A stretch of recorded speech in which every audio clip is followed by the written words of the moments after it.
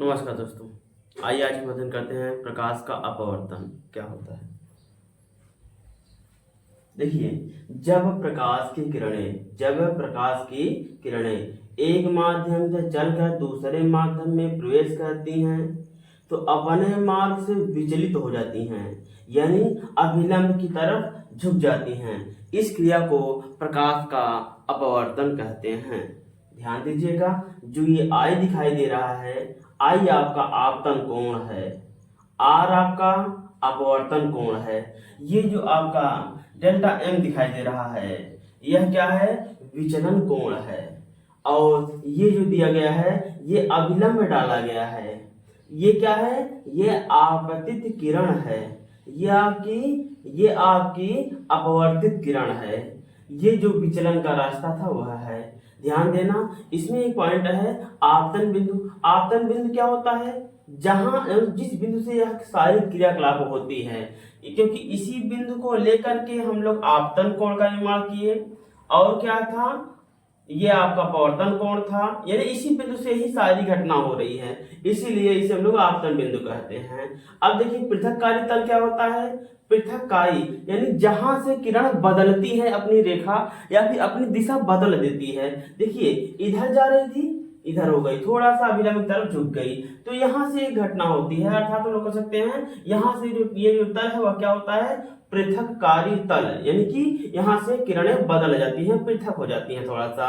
अब क्या है, ध्यान देना।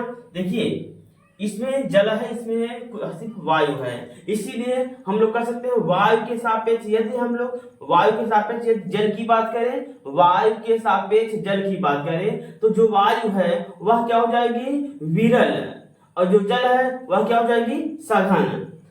ध्यान दीजिएगा, विरल क्या है, सघन क्या है? विरल क्या है और सघन क्या है? जो विरल है यानी कि तो माध्यम के जो कण है, ये कह सकते हैं यह यहाँ पर देखिए, जहां पर विरल थोड़ी किरण यानी थोड़ी सी दूर दूर जो जगह होता है उसमें विरल लोग कर सकते हैं, इसमें जगह नहीं होता लोग सघन कर सकते हैं।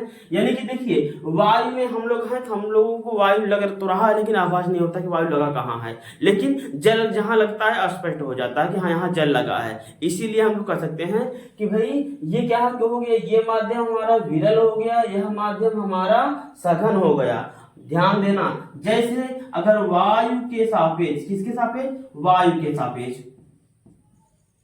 वायु के सापेक्ष बात करें किसकी? हम जल की, तो ध्यान देना, तो वायु क्या हो जाएगा?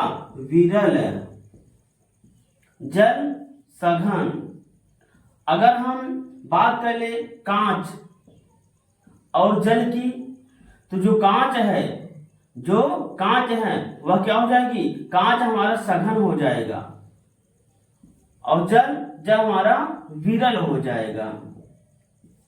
ऐसे ही आप अगर हम देखते हैं और उदाहरण ले, जैसे मान लिया जाए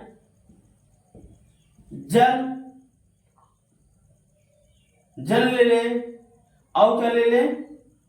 दीवार। तो जो जल है यह आपकी विरल हो जाएगी और जो दीवार है वह क्या हो जाएगी? सघन हो जाएगी। ऐसे ही यदि और उदाहरण ले लें, जैसे मान लिया जाए जल और कांच लिया गया था, चलिए ठीक है। यानी कि आप देखिए, आपको पता स्पष्ट हो गया कि जल क्या है। अगर इन दोनों को लेंगे, बात लेने की होगी कौन कौन सा ले रहे हैं। अगर दो लेना होता है, अगर जल और दीवार लेते हैं, दीवार आपका सघन हो जाएगा, जल आपका विरल।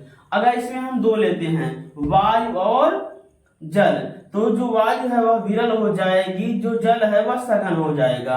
अगर इसमें हम लिए हैं दो, कांच और जल, जो कांच है वह सघन हो जाएगी, जो जल है वह विरल हो जाएगी। ठीक है, ऐसे ही हमारा यहाँ पर सघन और विरल है। आगे देखते हैं।